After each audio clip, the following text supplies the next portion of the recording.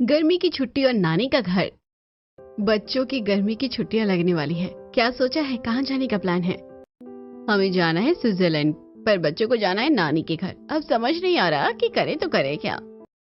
हमने तो मनाली जाने का प्लान किया था, लेकिन मेरे बच्चे भी नानी के यहाँ जाने के लिए कह रहे हैं। माँ ने इन बच्चों पर पता नहीं क्या जादू कर रखा है। जैसे गर्मी की छुट्टियां लगती है, नानी घर रट्टा मार देते हैं। मेरे भी बच्चे नानी घर जाने के लिए कह रहे हैं और हम सोच रहे हैं कि मालदीव्स घुमाते हैं। अभी तो एग्जाम चल रहे हैं, देखो क्या करना है, प्लान करते हैं। जैसा हमारे पति बोलेंगे वैसा ही तो होगा। वैसे भी सारे बच्चों ने नाक में दम कर रखा है, तो शायद माँ के यहाँ जाना हो अब। हाँ, अब एग्जाम खत्म होने के बाद डिसाइड करते हैं। कुछ दिनों बाद बच्चों के एग्जाम खत्म हो जाते हैं। घर में अब बच्चों की मस्ती और शोर पहले से भी ज्यादा बढ़ जाता है। तीनों बहनें एक बार फिर फोन पर बात करती हैं और आखिरकार एक बड़ा फैसला लेती हैं। अब तो एग्जाम भी खत्म हो गए हैं। अब ये दोनों पिंकू और मीनू सुबह से रात तक बस एक ही रट लगाए हुए हैं, नानी के घर जाना है, नानी के घर जाना है। अब तो मेरा सिर घूमने लगा है। बिल्कुल वही हाल यहाँ भी है। करण और कीर्ति ने भी मेरा जीना मुश्किल कर दिया है, और ऊपर से सासू माँ भी बोल रही थी कि बच्चे को नानी के घर भेज दो, गांव की हवा खा लेंगे। यहाँ भी वही कहानी है। रुचि तो हर दिन बैग पैक करके बैठ जाती है, और कल तो पापा का भी फोन आया था। उन्होंने साफ कह दिया है कि बच्चों को इस बार जरूर गांव भेजो। हाँ, पापा का भी फोन आया था मेरे पास। उन्होंने भी कहा है, और सासू माँ ने भी बोल दिया कि बच्चों को ले जाओ। अब तो लग रहा है कि सबने मिलकर हमें घेर लिया है। तो फिर फाइनल कर लेते हैं, इस बार कोई विदेश नहीं, कोई हिल स्टेशन नहीं, सीधा नानी का घर। ठीक है, बच्चों की खुशी के लिए सही है। वैसे भी गांव में जो मजा है वो और कहीं नहीं है। चलो ठीक है, तय रहा। हम तीनों अपनी अपनी गाड़ी से बच्चों को लेकर मम्मी के पास चलते हैं। कुछ ही दिनों में तैयारी शुरू हो जाती है। तीनों बहनें अपने अपने बच्चों के साथ मायके जाने के लिए निकल पड़ती हैं। उनके पति उन्हें छोड़कर वापस शहर लौटने वाले होते हैं। पिंकू, मीनू, सब सामान रख लिया ना? कुछ छूटा तो नहीं? मम्मी जल्दी चलो, मुझे नानी के आम खाने हैं और मुझे भी नानी की कहानियाँ सुननी है। करण, कीर्ति, सीट बेल्ट लगा लो और झगड़ा मत करना रास्ते में। मम्मी मैं तो गांव में जाकर पतंग उड़ाऊंगा और मैं तो झूला झूलूंगी। रुचि बेटा शांत बैठो, अभी पहुंच जाएंगे। मम्मी नानी मुझे रोज चॉकलेट देगी ना? कुछ घंटों के सफर के बाद सभी गांव पहुंच जाते हैं। जैसे ही बच्चे गाड़ी से उतरते हैं, नानी तुलसी दौड़कर बाहर आती हैं। अरे मेरे बच्चे आ गए, कितना इंतजार किया मैंने तुम सबका। आइए दीदी, अंदर आने से पहले ये रीति निभानी होगी। मिताली थाली में पानी लेकर आती है और सभी के पैर धोती है, फिर बच्चों की आरती उतारती है। अरे रहने दो भाभी, क्या फॉर्मेलिटी कर रही हो? हाँ भाभी, हम अपने ही घर में आए हैं। दीदी ये फॉर्मेलिटी नहीं है, ये हमारे गांव के संस्कार है। अच्छा ठीक है भाभी। बच्चे ये सब देखकर और भी खुश हो जाते हैं।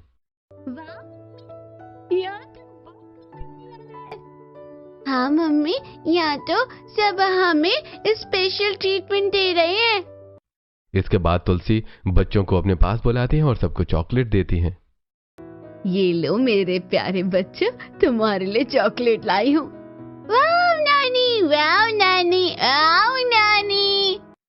मम्मी ये क्या कर रही हो? इतना चॉकलेट मत दो, इनके दांत खराब हो जाएंगे। अरे बेटा, जब तक मेरे पास है मेरे हिसाब से रहेंगे, तुम टेंशन मत लो। हाँ बस यही डर था।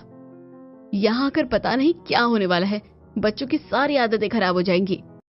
इसके बाद नानी और मामी मिलकर बच्चों के पसंद का स्वादिष्ट खाना बनाती हैं। बच्चों, आज तुम्हारे लिए खास खाना बनाया है। क्या बनाया मामी? तुम्हारी पसंद की पूरी, आलू की सब्जी और मीठा भी। मामी अपने हाथों से बच्चों को खिलाती हैं और बच्चे बड़ी चाव से खाते हैं। भाभी इतना मत खिलाओ, ये घर पर इतना नहीं खाते हैं। दीदी बच्चे हैं, जितना मन है खाने दो। शाम होते ही गांव में एक गोले वाला आता है।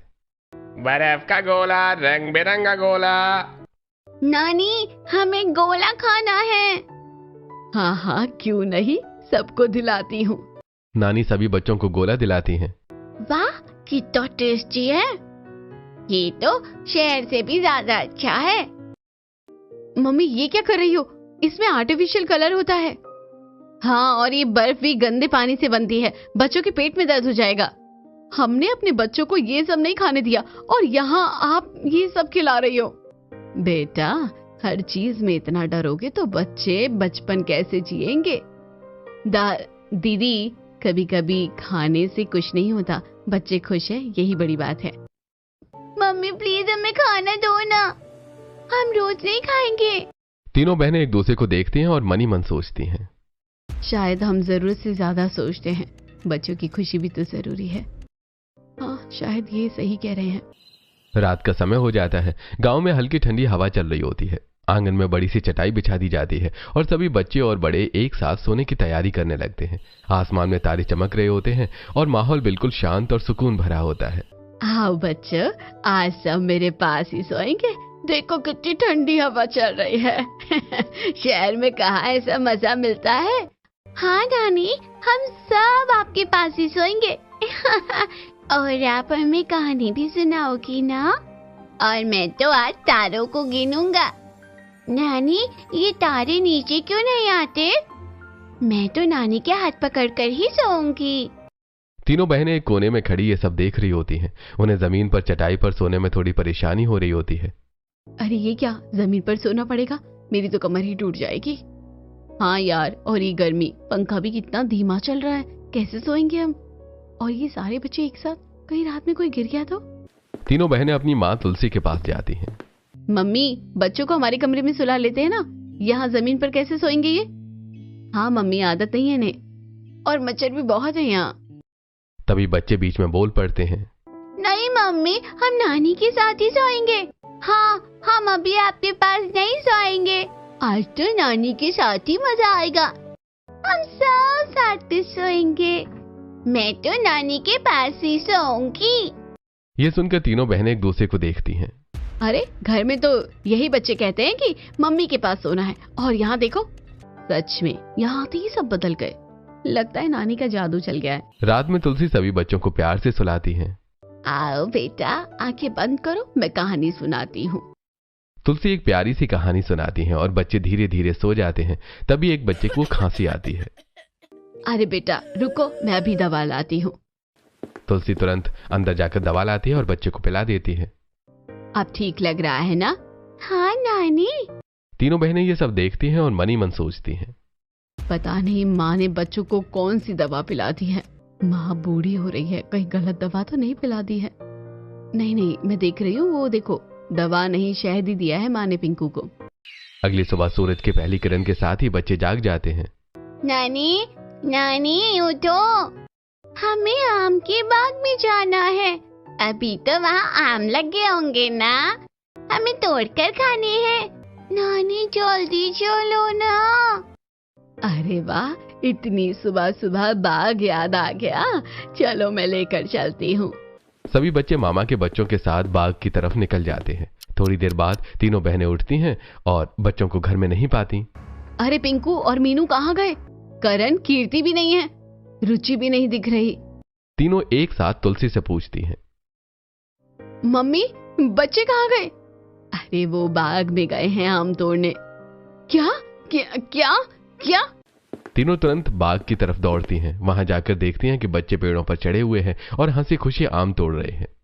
पिंको नीचे उतरो तुरंत। ये क्या कर रहे हो तुम? गिर जाओगी तो क्या होगा? तुम लोग गांव के बच्चों के साथ ऐसे खेल रहे हो, पेड़ पर चढ़े हो, चोट लगे तो कितनी परेशानी हो जाएगी। बच्चे डर जाते हैं और धीरे धीरे नीचे उतर आते हैं। अभी नीचे उतरो सब। मम्मी हम तो बस खेल रहे थे, सब चढ़ रहे थे तो हम भी। मम्मी नहीं करेंगे अब। तीनों बहनें बच्चों को वापस घर ले जाती हैं, लेकिन कुछ ही देर बाद बच्चे फिर से चुपके से बाग में पहुंच जाते हैं। अरे फिर आ गए, चलो अब आराम से आम तोड़ो। बच्चे फिर से पेड़ों पर चढ़ते हैं और आम तोड़कर खाने लगते हैं। वाह कितना मजा आ रहा है, ये तो सबसे टेस्टी आम है। शहर में ऐसा कहाँ मिलता है। तभी तीनों बहनों को फिर से पता चलता है और वो गुस्से में बाग में पहुंचती हैं। फिर से आ गए तुम लोग? कितनी बार समझाया है, यहाँ आकर ये तो बिल्कुल ही हाथ से निकल रहे हैं। तभी बच्चे करौंदे के पेड़ से करौंदे तोड़ने लगते हैं। ये क्या कर रहे हो? ये तो किसी और का पेड़ है, ऐसे कैसे तोड़ सकते हो? ये गलत बात है। तभी वहां करौंदे के मालिक काका आ जाते हैं। अरे बेटा रहने दो, मैं तो देख ही रहा हूँ, तोड़ लेने दो। ननिहाल आए हैं बच्चे। कि यहाँ ऐश नहीं करेंगे तो कहाँ करेंगे। ये सुनकर बच्चे मुस्कुरा देते हैं और तीनों बहनें चुप हो जाती हैं। बस बहुत हो गया, अब देखो इनकी हालत, पेड़ों पर चढ़ना, इधर उधर से तोड़कर खाना, ये सब आदतें बिल्कुल ठीक नहीं है।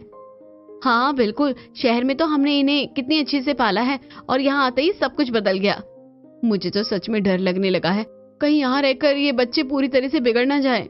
तीनों बहनें चुपचाप बच्चों को वहीं छोड़कर घर की ओर लौट आती हैं और उनके चेहरे पर साफ नाराजगी दिख रही होती है। देखो ना, जब से आए हैं कुछ न कुछ नया ही कर रहे हैं, कोई कंट्रोल नहीं है। हाँ, और कोई हमें सुन भी तो नहीं रहा। बच्चों को समझाओ तो नानी और मामी बीच में आ जाती है। सच में मुझे तो अब यहाँ आने का मन ही नहीं करता। ये गांव के लोग, कुछ भी सिस्टम नहीं है। हमने सोचा था बच्चों को थोड़ा अच्छा लगेगा, लेकिन यहाँ तो सब उल्टा ही हो रहा है। और ये ऊपर से लोग इसे संस्कार बोलते हैं। तभी मिताली और मोहन वहां आ जाते हैं। अरे दीदी, आप लोग यहाँ बैठे बैठे क्या बातें कर रही हैं? चलिए, खाना तैयार है। हाँ दीदी, आज तो खास खाना बना है, आप सबका इंतजार हो रहा है। तीनों बहनें एक दूसरे को देखती हैं और तुरंत चुप हो जाती हैं। हाँ भैया, बस ऐसे ही। चलिए आते हैं। हाँ चलते हैं। सभी लोग आंगन में जाकर बैठते हैं। जमीन पर पत्तल बिछाई जाती है और सभी एक साथ बैठकर खाना खाने लगते हैं। अरे यार, यहाँ भी जमीन पर बैठकर खाना, वहाँ तो हम डाइनिंग टेबल पर आराम से खाते थे। मम्मी, एक डाइनिंग टेबल तो बनवा लो। बेटा, ये गांव है, यहाँ लोग जमीन से जुड़े रहते हैं। जमीन पर बैठकर खाने का भी अपना मजा होता है। दीदी, आप एक बार आदत डाल लीजिए, फिर खुद कहेंगे कि मजा आ गया। और हाँ, यहाँ का खाना भी शहर से ज्यादा टेस्टी लगेगा। बच्चे बड़े मजे से खाना खाते हैं, लेकिन तीनों बहनों के चेहरे पर अभी भी संतोष नहीं होता। अगली सुबह बच्चे फिर से जल्दी उठ जाते हैं।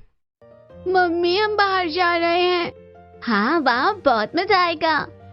हम साथ में कूदेंगे और साथ में खेलेंगे। मैं भी। अच्छा ठीक है, जाओ। चलो, अच्छा है, कम से कम घर में तो नहीं है। कुछ देर बाद बच्चे नदी से वापस आते हैं। उनके कपड़े गीले होते हैं और शरीर पर मिट्टी लगी होती है। ये क्या हालत बना रखी है? तुम लोग कहाँ गए थे? सच बताओ। मम्मी, हम नदी में नहाने गए थे। क्या तुम्हें समझ नहीं आता है? डूब जाते तो घर में नहाया करो, ये नदी वदी में नहीं। अभी जाओ और फिर से नहा कर आओ। बच्चे उदास होकर फिर से नहाने के लिए जाते हैं। तभी मामी का बेटा आता है। अरे चलो ना, पास के खेत में ट्यूबवेल चालू है, वहां नहाते हैं। सच में? चलो। वहां तो और मजा आएगा। सभी बच्चे चुपके से ट्यूबवेल की तरफ निकल जाते हैं। वहां पहुंचकर बच्चे खूब मस्ती करते हैं। अरे कितना ठंडा पानी है। मजा आ गया। मैं तो यहाँ से जाऊंगी ही नहीं। बच्चे इतना नहाते हैं कि उनकी आंखें लाल हो जाती हैं, लेकिन वो बहुत खुश होते हैं। फिर सभी कपड़े पहनकर घर लौटने लगते हैं। तभी रास्ते में तीनों माएं उन्हें ढूंढते हुए मिल जाती हैं। कहाँ थे तुम लोग? हमने कहा था ना घर पर नहाने को। ये ट्यूबवेल पर क्या करने गए थे? ये आंखें लाल क्यों हैं? देखो क्या हालत कर ली है। अब बहुत हो गया, तुम्हें जल्दी ही शहर लेकर चलेंगे। यहाँ तुम लोग पूरी तरह से बिगड़ जाओगे। और ये मम्मी भी कुछ नहीं बोलती, सब इन्हीं की वजह से हो रहा है। बच्चों को डांट पड़ने के बाद वो चुपचाप घर की तरफ चल रहे होते हैं, लेकिन उनके मन में नानी के घर की मस्ती और आजादी का आनंद अभी भी भरा हुआ होता है। जैसे वो घर पहुंचते हैं, तीनों बहनें गुस्से में उन्हें अंदर ले जाती हैं। मम्मी, आप क्यों इतना गुस्सा कर रही हो? नानी तो बहुत अच्छी है। यहाँ पर जो मजा मिलता है ना, वो हमें हमारे शहर में कहाँ मिलता है।